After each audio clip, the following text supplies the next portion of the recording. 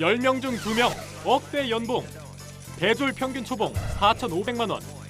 수많은 업종 중 취준생들에게 가장 솔깃한 곳이 있다. 뭐니뭐니 해도 가장 인기를 모으는 직종, 그 이름 금이용권. 지난해 금융권 경쟁률 300대 1을 넘었다던데 돈 냄새를 느끼며 인텔리저스한 예비 은행원이 될 준비는 되셨나요? 잡 정보센터에서 준비한 대기업 공채 특집 금융권 취업의 모든 것 지금 시작합니다. 안녕하세요. 성심시장 잡정보센터의 김승재입니다. 안녕하세요. 유임정입니다. 네, 이제 뭐 지난 주말에도 네. 지긋지긋한 폭염은 계속됐습니다. 네. 뭐 이제 덥다는 말을 하는 것조차도 굉장히 지겨울 만큼 너무 더위에 지치신 분들이 많은 것 같은데요. 네. 우리 취업준비생분들은 마음고생에 또 몸고생까지 여간 아닐 것 같습니다. 네. 그래서 저희가 조금이나마 그 마음을 달래드릴 수 있는 좋은 시간을 준비했죠. 예. 그렇습니다. 이 대기업 공채 특집 여름날의 기적 이제 마지막 8주 차입니다. 그야말로 채용 한파로 꽁꽁 얼어붙어서 네. 지원을 하고 싶어도 기회가 없어서 지원을 못했던 은행권 공채에 대해서 저희가 낱낱이 파헤쳐드리는 시간 마련했습니다. 네. 이번 하반기에 꽤 규모 있게 진행된다고 합니다. 그렇습니다. 특히나 이제 이번 하반기에는 말씀하신 대로 꽤나 규모 있게 진행이 되기 때문에 경쟁도 매우 치열할 것으로 예상이 되고 있는데요. 네. 이번 저희 잡정보센터 8주차 함께 하신다면 합격의 기적을 누리실 수 있을 거라고 믿어 의심치 않습니다. 네, 예. 저희가 말로만 합격의 기적을 얘기하진 않겠죠. 그렇죠. 여러분의 합격을 도와주실 아주 귀한 분 모셨습니다. 네. 은행권 취업 준비하는 학생들에게 이분이 신과 같은 존재라고 하는데요. 네. 이름하여 뱅쌤, 류수환 강사님 자리하셨습니다. 어서 오십시오. 네, 반갑습니다. 네, 먼저 미스터 귀한 뱅 시간 내주셔서 류수환입니다. 감사드립니다. 예, 예. 반갑습니다. 보니까 이게 그 은행권 취업이라 검색을 하면요, 예. 꼭 뱅쌤 성함이 나오던데 뱅쌤이 뭐예요? 제가 그 은행 취업 준비생 분들을 도와드리면서 네. 인터넷에서 카페를 하나 만들었는데 그 카페 이름이 뱅크스라는 카페입니다. 아, 그래서 그 뱅크스의 첫 자를 따서 뱅크에 네. 뱅크에 제가 따서. 미스터 뱅으로 이제 이름을 정했는데 그게 이제 어느덧 8년이 됐네요. 어감이 괜찮네요. 예. 네. 은행권 출신 저희가 알고 있는데 먼저 좀 자기 소개를 좀 간단히 좀 해주시죠. 네. 예. 저는 지금 한국시티은행이죠. 한국시티은행의 전신 한미은행으로 취업을 했고 그 은행에서 12년간 근무를 했습니다. 네, 그 중에서 이제 후반부 6년을 인사부에서 근무했습니다. 그렇군요. 네, 인사 업무를 담당하면요 채용뿐 아니라 뭐 어떤 지점 배치 같은 것도 하시는 거죠? 네, 당연합니다. 제가 담당했던 업무가 그 은행권 채용, 그다음에 이동, 승진 업무 이렇게 담당을 했는데 네. 채용 업무는 뭐 서류 전형부터 시작해서 뭐 최종 예. 면접 합격자 발표까지 그리고 뭐 기존 직원들의 이동, 그 지점 배치 작업, 지점 배치 업무, 그리고 승진 심사 업무까지 담당했습니다. 네, 은행권 취업에 대해서는 지금 보신 우리 뱅쌤이 정통일 수밖에 없다는 생각이 드는데요. 네. 오늘 방송 통해서 합격의 비법 꼭 챙겨가시길 바라겠습니다. 네, 자 그리고 오늘도 변함없이 하반기 공채 특집 여름날의 기적 함께 해주실 분이시죠? 네. 임송아 강사님 모셨습니다. 어서 오십시오. 네, 안녕하세요. 임송아입니다. 자, 보니까 이게 그 임소아 강사님 또 유수환 강사님이 한솥밥을 드시고 계세요. 그렇죠? 네. 그거 아닙니까? 네, 맞습니다. 네. 그래서 이제 뭐 저희 학원에 워낙 이제 든든한 네, 은행권은 정말 되게 이분 네. 많이 웃으시네요. 예. 민망해서. 네, 그렇습니다. 그래서 정말 이제 은행권은 또 정말 이 친구들은 일반 공채보다는 은행권만을 준비하다 보니까 또 워낙 공채가 안 열려서 굉장히 답답한 마음이 컸을 거라고 생각이 듭니다. 예. 그런데 이번 하반기에 너무 감사하게도 은행권이 여러 군데에서 이제 채용 공고를 낼 예정이라고 발표를 했기 때문에 굉장히 설렘과 또 걱정과 이런 것들이 많을 텐데요. 그럼 실제로 은행권 채용 공고 각 은행별로 어떻게 진행이 될지 간단하게 먼저 채용 규모부터 알아보도록 하겠습니다. 네, 지금 여기는 미정인 곳도 있고 채용 인원을 밝힌 곳도 있는데요. 먼저 보시는 바와 같이 KB하나은행 같은 경우에는 채용 규모와 채용 시기는 미정으로 되어 있습니다. 하지만 지난 하반기에 열렸던 걸 보면 뭐 200명 정도 규모라고 볼 수 있으니까 그 내외에서 움직일 것 같습니다. 그리고 우리은행은 9월 말 200명, 그리고 국민 8월 말 300명, 그리고 신한 9월 말 이후 200명, 농협 그리고 9월 미정, 그리고 기업 8월 말 미정 이렇게 나와 있습니다. 네, 너무 다행히도 은행권별로 이 채용 시기를 다르게 하고 있기 때문에 다행히 이렇게 겹치는 시기가 없어서 여러 기회를 누릴 수 있을 걸로 보이는데요. 너무나 기다려왔던 은행권 채용 어떻게 하면 합격할 수 있을까요? 오늘 그 합격 전략을 이 뱅커스의 뱅 선생님께서 여러분에게 속 시원하게 파헤쳐 주시겠습니다.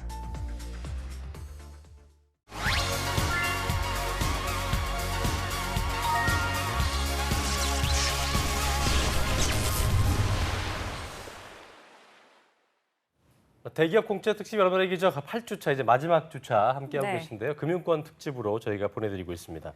자, 방금 전에 이제 그 채용 규모를 좀 봤는데 은행권이 워낙 안 뽑다 보니까 이제 이번 하반기가 더욱더 기대가 될 수밖에 없는 이유기도 한데요.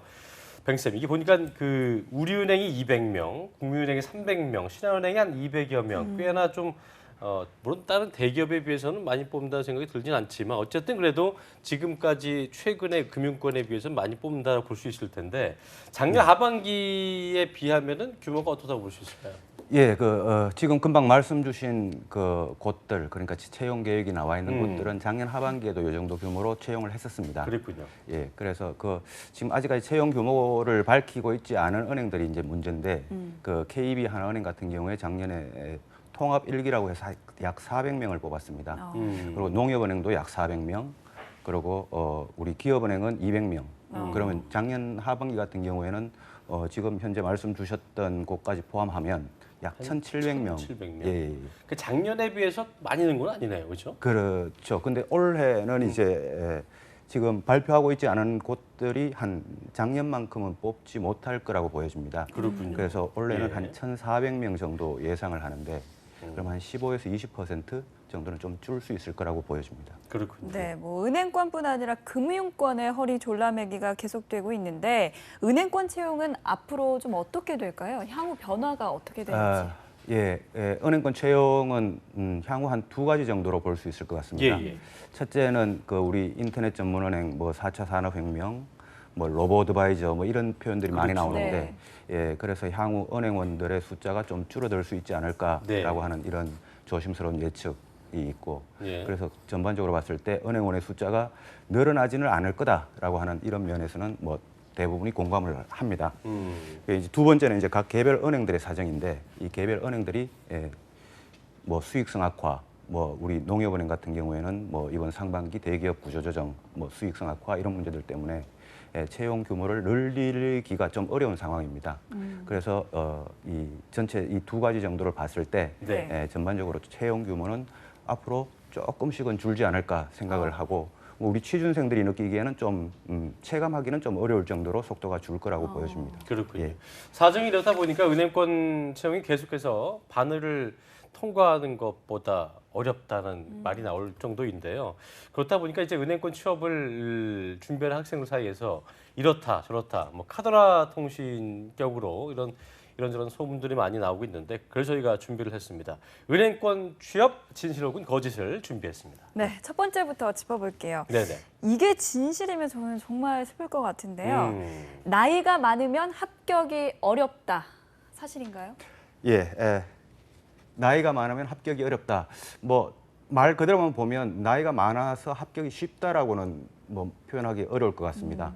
정년기라는 게 있기 때문에. 근데 나이 때문에 불가능하다라고는 보여지지 않고 네. 제가 취업 준비생들 그리고 취업하는 학생들을 봤을 때 가장 정년기의 연령대가 있는데 취업에 있어서 나이가 많은 분들은 제가 봤던 게 남자 기준으로는 한 32세 우리 나이로 예. 32, 여자분들 기준으로는 29 정도까지는 봤는데 사실 그 위로 넘어가면은 좀 사실 좀 어렵다. 쉽지는 않을 것 같습니다. 그 위로 넘어가면 이제 어떤 문제가 있냐면 네. 이제 경쟁력이라고 하는 그러니까 본인의 나이를 뛰어넘을 수 있는 경쟁력 이런 거를 좀 스스로 만들면 좋은데 이런 부분들이 사실 우리 취준생들 사이에 잘 만들 수가 없는 그 현실입니다. 그래서 그런 면들을 생각했을 때 나이가 조금 많은 분들 그러니까 이제 아까 말씀드렸던 31, 2세 또 여자 기준으로 29 이 정도를 넘어가시는 분들은 저도 조금씩 취업의 목표의 폭을 좀 넓혀보라거나 이런 조언을 드리기도 합니다. 결국 나이 때문에 불가능하다 이 말은 제가 OX를 나누자면 틀렸다고 말씀드리겠습니다. 그렇군요. 자, 그리고 이런 학생들도 많이 봤습니다. 저희가 그 졸업을 하고 취업을 못 하고 있으면 네. 좋은 점수를 못 받는다고 해서 학점 이순 다 했는데 일단은 적은 이제 학교에 두는 거죠. 맞아요. 졸업 네. 유예 친구들, 네. 졸업자 은행권 취업 졸업자보다 졸업 유지 예정자가 유리하다. 예. 맞다, 틀리다. X죠. 당연히 X입니까? X입니다. 예. 졸업자가 유리합니까? 아닙니다. 둘 다 똑같습니다. 그렇습니다. 예. 어. 과거에는 졸업 예정자를 우대했었습니다. 네네. 과거에는. 근데 이게 우리 금융위기 이후 그 청년 실업 문제가 이제 심해지면서 그 은행들도 모두 졸업 예정자나 기졸업자나 그 우대하는 이런 시스템을 두지 않고 똑같은 점수를 두고 있으니까 학생들로 봐서는 굳이 졸업 유예나 졸업 연기를 할 필요는 없다고 보여집니다. 그렇군요. 그렇군요. 자, 세 번째 질문입니다. 제 편견일 수도 있는데 이거 여자가 더 많을 것 같습니다. 신입 행원은 여자보다 남자가 더 많다? 예. 어떤가요? 여자가 더 많지 않나요? 전체적으로 보면 그러니까 1년간 연간 채용을 해서 전체적으로 보면 반반 정도입니다. 반반입니까? 예, 반반 정도인데 우리 그 은행권에서는 채용을 투 트랙으로 합니다. 네. 그 이제 신입행원 채용이 있고 그다음에 우리 그 뭐 기업은행의 준정규직 뭐 우리은행의 개인금융서비스 직군 이래서 좀 비교적 단순한 업무를 위주로 한 그 채용, 과거에 이제 텔러 채용이라고 하는 그런 그 그룹의 채용이 있는데 이 신입행원 채용은 남자분들이 좀 많습니다. 남자가 좀 더 많군요. 그렇군요. 신입행원 채용은 남자분들이 조금 많고 그 대신에 이제 투트랙으로 그 아래쪽에 있는 채용 그러니까 창구 업무 위주로 한 이 텔러분들이나 준정규직 채용 이쪽은 여성분들이 압도적으로 많습니다. 그래서 이 연간 채용을 전체적으로 놓고 보면 한 5대5 또는 55대 45 정도의 남자의 그러니까 조금 더 성비, 많은 걸로? 조금 더 많을 수 있습니다. 알겠습니다. 예. 자, 그리고 이 질문은 이 카더라는 제발 좀 아니었으면 좋겠는데 지원도 하기 전에 좀 김 빠지는 카더라가 있더라고요. 네. 은행권 취업 합격하는 학교가 따로 있고 또 학교별로 TO가 정해져 있다. 이 얘기는 뭐 많이 참 하는 것 같습니다. 진실입니까? 예, 저도 그 오프라인에서 학생들한테 아주 많이 듣는 질문이 이 질문인데 많이 실제로 하죠, 이런 질문들은. 질문 많이 합니다. 이 질문이 상당히 민감한 질문이기도 하고 은행권에서 이제 좀 그 저도 인사 담당을 했습니다만은 한미은행 기준으로 한번 얘기를 해주시죠. 예전에. 예. 당연히 학교별 TO는 없습니다. 예. 예, 학교별 TO는 없고 은행이라는 곳이 이제 어떤 곳인가 하면 전국에 지점을 두고 있어야 되는 곳이다 보니까 네. 전국에 지점을 두다 보니까 이제 전국에 있는 학교 출신들, 그 지역 출신들을 채용을 하지 않을 수가 없습니다. 그러다 보니까 이제 그 전체 우리나라의 4년제 대학교가 한 200개가 넘는데 이 한 200명을 뽑는다고 치면 각 학교별 한 명씩만 뽑아도 그 200명을 다 채울 수 있단 말이죠. 예, 그런 관점에서 봤을 때 학교별 이제 그 학교에서 지원하는 학생들의 입장에서 보면 이게 학교별 TO가 아니냐 이렇게 이야기할 수도 있지만 은행의 입장에서는 그 학교별 TO를 가지고 채용을 하는 게 아니라 그 해당 지역에서 그 지역 인재들을 채용할 수밖에 없기 때문에 그 이제 서울만 하더라도 더 우수한 인재는 있을 수 있지만 지방 학생들을 채용해야 하는 지방의 지점이 있기 때문에 이런 그 어떤 특수성에서 기인한 거지 학교별 TO가 뭐 A 대학교는 5명, B 대학교는 4명 이런 식으로 정해져 있는 건 절대로 있을 수가 없습니다. 네. 지역적 좀 우선 배정 같은 건 좀 있을 수 있겠군요. 아까 네, 말씀하신 당연합니다. 대로. 예. 그렇군요. 네, 예. 그러니까 학교별로는 정해진 TO가 없기 때문에 네. 자신감을 갖고 지원을 해보시면 좋을 것 같습니다. 그렇습니다. 자, 마지막 질문으로 가보겠습니다. 은행권 공채는 서류 전형에서 자소서가 제일 중요하다. 맞습니까? 이 문제는 이제 은행별로 조금씩 다를 수 있습니다. 이게 그 서류 전형 기준이 A 은행과 B 은행이 이제 조금씩 다를 수가 있기 때문에 자소서를 평가하는 그 점수도 좀 다를 수가 있는데 지금 상황에서는 우리 취준생들 입장을 생각을 해보면 지금 상황에서는 나머지 스펙을 지금 만들 수 있는 시기가 아니기 때문에 예. 지금 상황에서는 자소서가 제일 중요하다라고 생각을 해도 전혀 무리가 없는 질문인 것 같습니다. 그렇다면은 자소서가 중요하다는 전제하에 차지하는 비중을 좀 저희가 생각해 본다면 어느 정도일까요? 네, 자소서가 차지하는 비중인데요. 자소서가 서류 전형에서 차지하는 비중도 이것도 이제 은행별로 조금씩 다르기 때문에 네. 일률적으로 이제 말씀을 드리기는 좀 어려울 것 같습니다. 근데 이제 전반적으로 이제 각 은행의 인사 담당자들이 발표했던 내용들이나 이런 내용들을 종합을 해보면 서류 전형 전체에서 약 50% 또는 그 50이요? 이상, 예, 꽤나 많이 벌군요. 예, 그 이상까지도 차지할 수 있다고 보여집니다. 네. 네. 그리고 이 은행이라는 곳이 전국에 지점이 있잖아요. 그래서 지원자가 적은 지역에 유리하다 이런 얘기도 있던데 이거는 어떤 얘기입니까? 그 지역 출신을 더 선호하지 않을까요? 예, 어떻습니까? 그렇죠. 예. 예, 그 아까도 말씀드렸다시피 전국에 이제 지점을 두고 있어야 되다 보니까 네. 이 제도를 이제 은행에서는 지역 할당제 또는 이제 지역 전문가 제도 그렇죠. 이렇게 이제 표현을 하는 것도 있는데 제가 그냥 지역 할당제라고 이렇게 통일을 시켜보면 이 지역 할당제라는 제도가 생겨났던 히스토리를 보면 이제 답이 나올 수 있습니다. 이 제도가 생겨났던 게 은행에서 해당 지역에 지점은 있지만 그 해당 지역의 인재를 채용하기가 참 어렵기 때문에 적절한 인재 찾기가 어렵기 때문에 해당 지역에서 근무를 하는 조건으로 장기간 근무하는 조건으로 채용을 하는 이런 제도로 이제 발전해 온 게 지역 할당제 제도인데 그런 히스토리를 보면 지역 할당제 제도가 원론적으로는 좀 유리할 수 있습니다. 우리 취업 준비생들에게. 원론적으로는 유리할 수 있지만 일률적으로 유리하다라고 이렇게 이야기하기는 또 어렵습니다. 예. 이거는 이제 해당 지역에 대한 TO가 매년 바뀌게 되고 또 해당 지역에서 지원하는 지원자 수가 매년 또 바뀔 수 있기 때문에 결국 분모 분자가 같이 이제 미지수가 되는 거죠. 그래서 결국 일률적으로는 유리하다라고 말씀드리긴 좀 어렵고 대신에 원론적으로는 유리할 수 있다. 그래서 지금 지방에 계신 우리 취업 준비생분들에게 말씀드릴 수 있는 거는 그래도 지역 할당제가 있다면 지역 할당제를 우선적으로 고려하는 게 좋지 않겠냐라고 어쨌든 조언을 그렇다고 드릴 수 있습니다. 절대적인 건 아니다. 그러니까 예, 거기에는 절대적인 의존하면 건 안 되겠다는 아니다. 예, 거 그렇습니다. 정도로 이해를 하시면 될 것 같습니다. 이렇게 은행권 취업에 대한 카더라가 통신이 맞는 건지 아닌 건지 저희가 짚어봤는데요. 네. 나이 많다고 또 졸업자라고 걱정하지 마시고요. 또 학교별 TO도 없다고 합니다. 이것도 걱정 안 하셔도 될 것 같고요.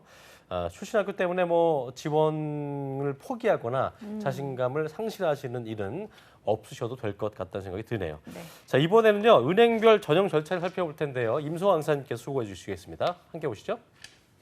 네, 은행권을 준비하는 친구들은 대부분 은행권만을 준비하면서 또 모든 시중은행을 다 지원을 하게 되어 있습니다. 그런데 정말 은행권 취업은 그야말로 팔방미인이어야 하는데요. 뭐 서류, 논술, 인적성, 토론, PT 할 것 없이 정말 모든 전형을 준비해야 할 것 같습니다. 왜냐하면 은행마다 같은 듯 다른 듯 조금씩 채용 전형이 다르기 때문인데요.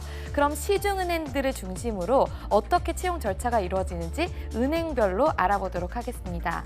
네, 지금 화면을 보시면요. 여기에 주로 주요 은행별 전형 절차들이 나와 있는데요. 먼저 KB 하나은행부터 보도록 하겠습니다. 일단 서류 전형을 거쳐서 1차 대면 면접과 또 합숙 면접을 보게 됩니다. 그 다음에 최종 임원 면접까지 남아 있고요. 그리고 우리은행 같은 경우에는 서류 보고, 필기 실무 면접, 그리고 직무 역량 검사, 그 뒤에 임원 면접을 실시합니다. 그 다음에 국민은행은 서류, 그리고 필기에서 논술과 직무 능력 평가를 모두 실시하고 1차 실무진 면접을 거쳐 2차 최종 임원 면접을 봅니다. 그리고 신한은행은 서류 보고 실무자 면접에서 토론과 돌발 면접, 그리고 임원 면접과 인적성을 가장 나중에 실시를 하고 있습니다. 그리고 농협의 경우는 서류 그리고 온라인 인적성 평가를 거쳐서 그 다음에 인적성 평가를 2차로 또 실시를 합니다. 그리고 직무 능력 검사를 거쳐서 논술 평가를 한 뒤 그 뒤에 면접을 실시하도록 되어 있습니다. 그리고 마지막으로 기업은행은 서류, 논술, 그리고 NCS 직업기초능력 평가를 거쳐서 합숙 면접 뒤에 임원 면접을 보도록 되어 있습니다. 지금 보시는 바와 같이 정말 은행별로 채용 절차도 굉장히 다르고 정말 다각도로 여러 가지 전형들을 다 준비를 하셔야 될 텐데요. 정말 너무 복잡하다 싶을 수도 있는데 이런 여러 은행들의 시중은행들 모두 준비를 할 수 있는 합격 전략은 무엇인지 지금 스튜디오에서 알아보도록 하겠습니다.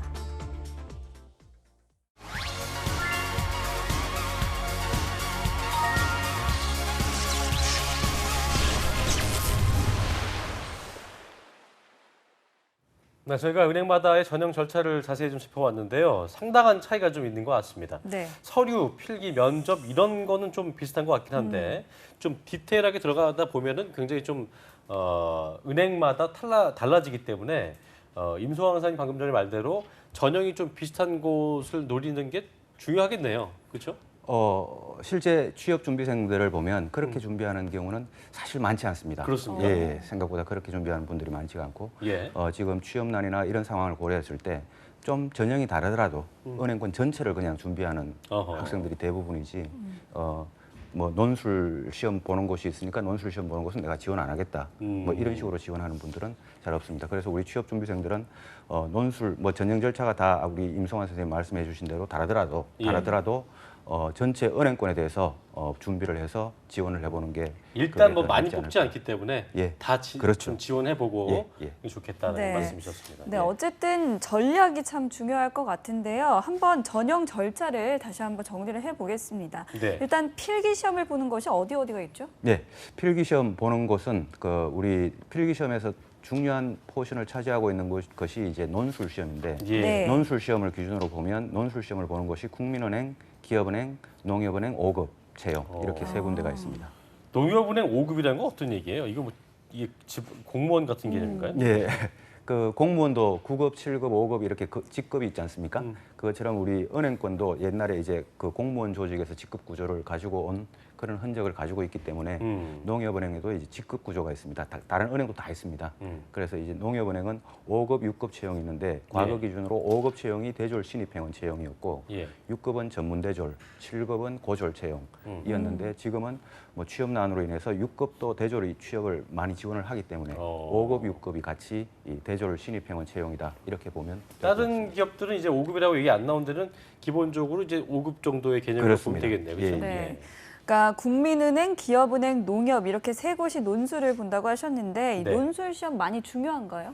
예, 논술 시험을 전형으로 두고 있는 곳은 당연히 논술 시험이 중요합니다. 예. 그래서 우리 취준생 분들은 그 논술 시험을 보는 것을 대비해서는 꼭 경제신문이나 뭐 말하기, 그다음 쓰기 뭐 이런 작업을 통해서 이런 네. 훈련을 통해서 준비를 좀 해나갔으면 좋겠습니다. 본인이 좀 이게 논리적이지 못하고 필력이 좋지 못하다 생각되시는 분들은 지금부터 좀 준비를 하셔야 할 것 같고요. 네. 농협 같은 경우는 이제 인적성 검사를 1, 2차로 2번 나눠서 보고 기업은행은 저희가 항상 이제 익숙한 단어죠. NC에서 직업 기초 능력 평가를 보는데 네. 이게 그 인적성 검사의 비중을 둬야 할까 아니면 논술의 비중을 굳이 뭐 나누자면 어느 쪽에 더 좀 포션을 실어야겠다라고 한다면 어디 쪽으로 좀 더 비중을 둬야 할까요? 예, 인적성과 논술은 차원이 좀 다른 건데요. 예. 그 은행 채용 전형에서 이렇게 뒤에 시험이라고 붙는 글자가 있습니다. 그리고 검사라고 붙는 그 표현이 있는데 예. 이렇게 검사라고 붙는 표현은 중요도가 낮다라고 보는 게 좋고 아하. 시험이라고 붙는 게 이제 중요합니다. 그래서 인적성 검사는 인적성 검사라고 하지 인적성 시험이라고 하지 않는단 말이죠. 그래서 이렇게 뒤에 검사라고 붙는 과정은 우리 취준생분들은 좀 준비를 약간 덜 하셔도 그러니까 괜찮을 것 같고 대기업의 어떤 그런 인적성 시험과는 다른 예, 개념. 다릅니다. 그렇죠? 예. 대기업하고 은행권은 다릅니다. 그래서 네. 시험 위주로 준비를 좀 했으면 좋겠습니다. 알겠습니다. 네, 이 은행권 취업의 당락을 결정하는 논술 시험에는 과연 어떤 문제들이 나오나요? 예.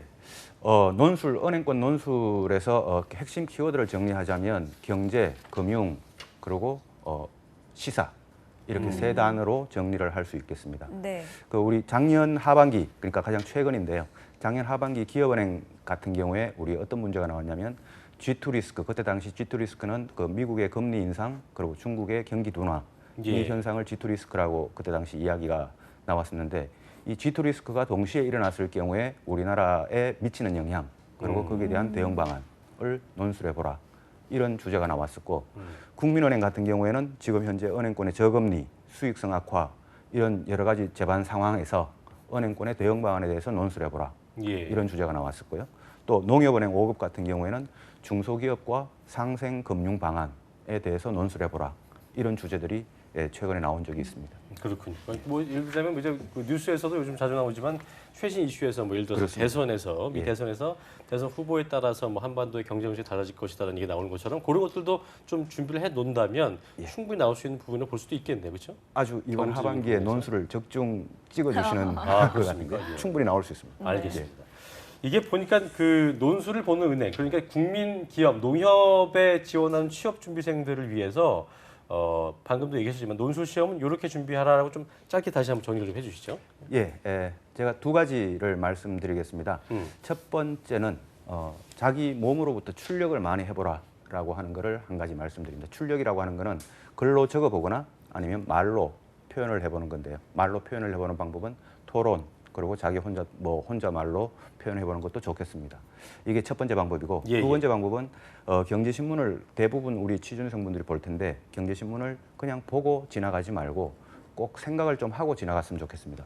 왜 이런 현상이 일어났을까? 그리고 이런 현상이 일어난다면 우리나라 또는 우리 은행권에 어떤 영향을 미칠까라고 하는 이 생각을 좀 하면서 공부를 했으면 좋겠습니다. 이렇게 두 가지로 정리를 해보도록 네, 하겠습니다. 혼자 네. 말로 좀 연습을 해보고 또 신문을 보면서 연습하라 이렇게 얘기를 해주셨습니다. 네, 예. 자 그렇다면 면접에 대해서도 또 얘기를 해보겠습니다. 네. 은행권은 또 면접이 보통이 아니라고 들었는데요. 보니까 KB 하나은행과 기업은행은 합숙 면접을 하는데 이 은행들을 준비하는 친구들은 어떤 걸 좀 더 중점적으로 준비를 해야 될까요? 네, 이 합숙 면접을 보는 곳, 은행권에서 이제 총 6개 시중은행이라고 우리가 표현을 하는데 이 중에서 합숙 면접을 보는 곳이 두 곳이 있습니다. 이 두 곳이 KB 하나은행과 그리고 기업은행입니다. 네. 이 합숙 면접이라고 하는 것은 은행에서 이제 봤을 때는 약간의 비용이 좀 수반이 됩니다. 이 한 기업은행 같은 경우에도 한 800명 정도가 이제 합숙 면접을 움직이게 되는데 이렇게 1박 2일 동안 들여야 되는 비용이 있단 말이죠. 그래서 이 비용을 수반하면서까지 이렇게 합숙 면접을 보는 곳은 그렇게 합숙 면접을 하지 않은 면접보다 뭔가 다른 거를 보겠다라는 의도가 있다라고 네. 봐야 된단 말이죠. 이 합숙 면접에서 이제 나타날 수 있는 게 어떤 식사 시간, 그리고 휴식 시간, 자유 시간, 그리고 팀원들과 어울리는 시간, 또 면접관과 자유 시간 중에 뭐 대화하는 시간, 이런 시간들도 충분히 중요할 수 있으니까 거기에서 또 얼마든지 이 은행원스러운 면모를 보여줄 수 있는 기회가 있을 수 있으니까 예. 그런 기회를 좀 잘 활용해서 합숙 면접을 준비했으면 좋겠다 이런 생각이 듭니다. 자, 그리고 이제 절차를 좀 보다 보니까 특징이 이제 농협 같은 경우는 면접 절차가 다른 은행에 비해 좀 간소한 것 같아요. 그렇다면 그 얘기는 면접 비중이 농협 같은 경우는 좀 적다 이렇게 생각을 해야 될까요? 아니면은 뭐 그렇지 않다고 봐야 될까요? 예. 예, 우리 농협은행 같은 경우가 이제 하루에 면접이 모두 끝납니다. 그 당일 하루에 이제 면접이 끝나서 최종 면접 이런 게 없고 하루에 면접이 끝나는데 우리 취준생분들 입장에서는 참 바람직스러운 현상일 수 있죠.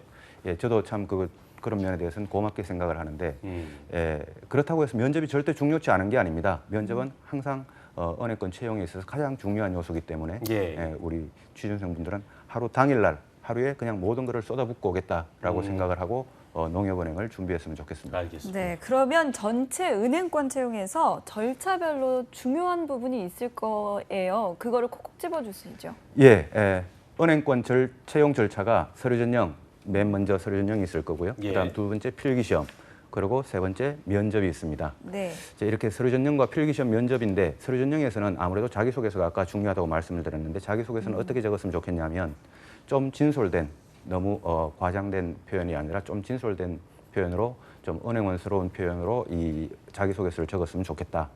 그다음 필기시험에서는 우리 논술을 말하는데 필기시험에서는 좀 핵심적인 사항을 좀 언급을 해주고 좀 어떤 이슈에 대해서 거시적인 시각을 가졌으면 좋겠다.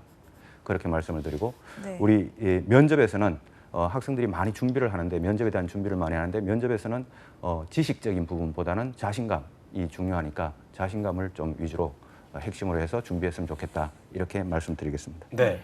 은행권 같은 경우는 뭐 대기업들처럼 이렇게 한 곳 한 곳만 준비하는 게 아니고 한 곳 그 여러 곳을 같이 준비하기 때문에 자소서 쓸 때 저희가 이제 그 은행마다의 어떤 인재상들을 확인하는 게 중요할 것 같은데요.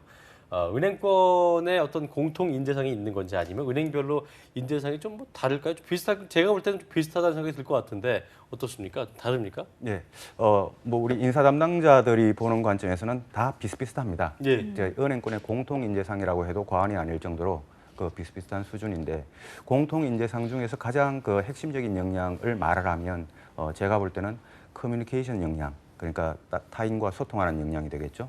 이 커뮤니케이션 역량과 릴레이션십 역량, 그러니까 관계 역량을 말합니다. 예. 근데 이런 공통 역량 이외에 이제 개별적인 그 어떤 역량이 있다면 신한은행 같은 경우에는 조금 도전적인, 진취적인 뭐 이런 그 역량을 중요하게 생각할 수도 있고 우리 기업은행 같은 경우에는 뭐 밝고 긍정적인 이미지, 팀워크, 배려 이런 그 역량을 그 기업은행 같은 경우에는 중요하게 생각하기도 합니다. 예. 이 이외에 나머지 은행들은 대부분이 다 공통적인 인재상으로 그 신입 행원을 채용하고 있다 이렇게 봐도 무방할 것 같습니다. 기본적으로 뭐 밝고 좀 활발한 이미지 이런 건 뭐 어디 은행이든 좋아하지 않을 리가 없겠죠. 당연합니다. 예. 네. 그러니까 그 중에서도 신한은행은 도전적이고 진취적인 이미지, 그리고 네. 기업은행은 밝고 긍정적인 이미지, 팀워크 그리고 배려의 방점을 두면 좋겠다라는 점을 꼭 기억해 두시면 좋겠습니다. 그렇습니다. 자, 은행권 취업에 있어서 취준생들이 중요하게 생각해야 할 것들이 어떤 것들이 있을까요? 예, 제가 가장 중요하게 예, 우리 취준생분들에게 이야기를 해주고 싶은 게 있다면 그건 목표 설정에 대한 이야기입니다. 예, 네. 예. 은행권이 아까도 말씀드렸다시피 이제 투 트랙 채용, 그러니까 신입 회원 채용이 있고 이제 텔러 위주로 한 창구 업무 위주로 한 그 세컨드 레벨 채용이 있는데 이 내 목표를 퍼스트 레벨로 갈 거냐, 세컨드 레벨로 갈 거냐 이 목표를 정확히 설정을 하고 취업 준비하는 게 나중에 은행 생활을 하는데도 그 도움이 될 것 같다고 생각합니다. 이거는 이제 그 세컨드 레벨로 취업을 했다가 그 시간이 조금 지나면서 업무 만족도가 좀 떨어지거나 아니면 그 이제 심리적인 부담감이 좀 되거나 그래서 그만둬야 될까 이런 분들을 제가 좀 오프라인으로 많이 봐왔기 때문에 예, 예. 네. 예, 목표를 잘 설정하고 우리가 취업 준비에 임했으면 좋겠다고 생각이 듭니다. 제 아는 지인 중에는 이제 은행 들어갔다 아까 얘기하신 대로 뱅커 텔러 들어갔다가 예. 그 시험을 봐가지고 정규직이 되는 케이스도 있더라고. 예. 그런 경우도 그런 기회도 있죠. 그렇습니다. 그런 예. 제도를 다 두고 있는데 그거를 이제 은행에서는 정규직 전환 제도 이렇게 이제 표현을 합니다. 그렇군요. 근데 그때까지 걸리는 시간이 보통 짧으면 2년, 길게는 3년, 4년 이렇게 걸리기 때문에 그렇군요. 그때까지 이 본인들이 이제 그 개인적으로 느끼는 준비를 좀 많이 해야겠네요. 부담감 이런 게 좀 있죠. 그러니까요. 예. 네. 자, 오늘이 8월 22일인데요. 이제 8월도 이제 얼마 남지 않았습니다. 이 상태에서 취준생들이 이제 어떤 준비를 하고 있어야 된다. 지금은 이 상태는 돼야 한다라고 한다면 어떤 게 있을까요? 예, 지금 이제 8월 말이죠. 이제 빠르면 다음 주, 뭐 이번 주, 다음 주쯤 해서 이제 채용 공고가 뜰 수도 있습니다. 이제 가장 빨리 뜨는 곳이 국민은행이나 우리은행 정도가 될 텐데요. 지금 하고 있어야 될 거 몇 가지만 추려보면 첫째, 취업 스터디를 좀 하고 있었으면 좋겠습니다.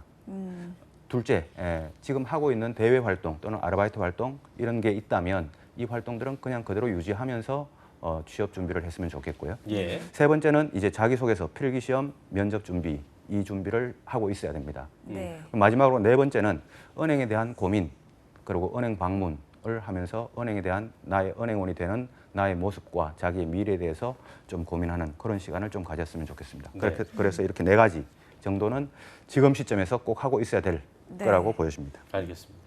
워낙 이게 채용의 문이 좁다 보니까요. 기다린 만큼 또 굉장히 그 열정도 크겠고 그런 분들이 있는 반면에 난 아직 준비가 안 된 것 같아. 경쟁률이 치열하기 때문에 난 아직 다 준비가 안 된 것 같아라고 좀 이렇게 설렘을 갖지 못하시는 분들은 내년을 준비하는 것도 나쁘진 않겠죠. 그렇죠? 예, 그 취준생들의 마음은 제가 많이 만나보면 어떻게든 빨리 취업하고 싶다는 마음이 제일 강합니다.